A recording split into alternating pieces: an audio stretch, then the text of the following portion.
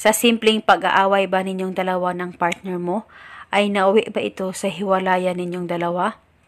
At hanggang ngayon ay mahal na mahal mo pa rin siya. At gusto mo ba na magkabalikan kayong dalawa?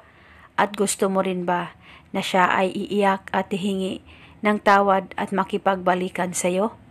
Gawin mo lamang itong ritual na ituturo ko sa inyo at dapat kayo ay palaging naniniwala sa mga ganitong pamamaraan. At pwedeng gawin itong ritual sa kahit na anong araw o oras. Ang gagawin mo lamang ay kumuha ka lamang ng papel at panulat at isulat mo sa papel ang pangalan at apelido ng iyong partner o ng mahal mo ng 3 beses at pagkatapos ay kumuha ka lamang ng maliit na garapon na may takip. At pagkatapos ay tupiin mo ang papel na sinulatan mo at kahit ilang tupi ay pwede po at ilagay mo lamang ito sa garapon na inihanda mo.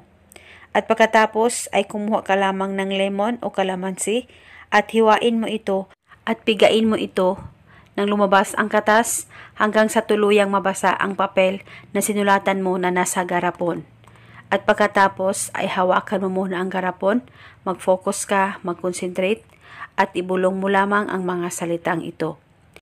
Pangalan at apelido, ikaw ay iiyak at hihingi ng tawad at makipagbalikan sa akin. Ibulong mo lamang ito ng 3 beses. At pagkatapos ay pwede mo nang takpan itong ritual at itago ito sa safe na walang makakakita at makakaalam. At itago ito hanggang kailan mo gusto. At pwede mo ito bulungan araw-araw at pwede mo naman ito bulungan paminsan-minsan lang.